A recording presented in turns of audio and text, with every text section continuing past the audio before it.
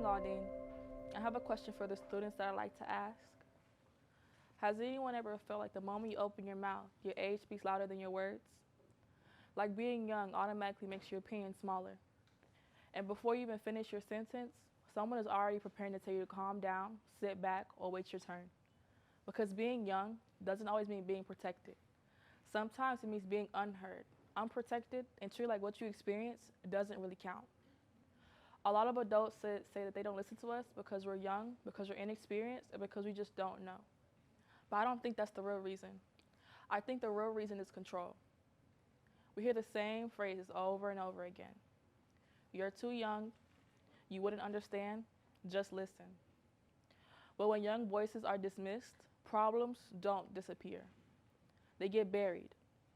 And what gets lost in that silence isn't just opinions. It's confidence, it's ideas, and futures. We're told that school is supposed to be a safe place, and to me, safe doesn't just mean locked doors and rules. Safe means comfort. It means care.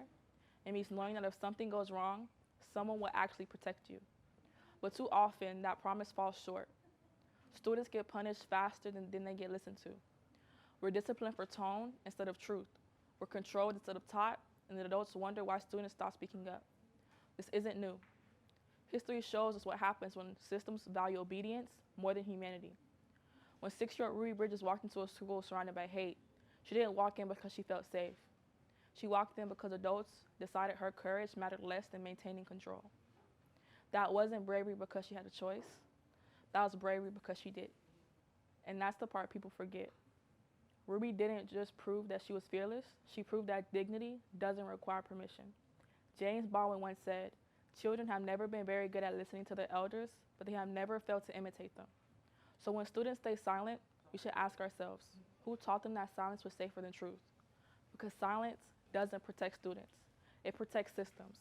And James Baldwin also warned us that ignorance along with power is the most ferocious enemy justice can have.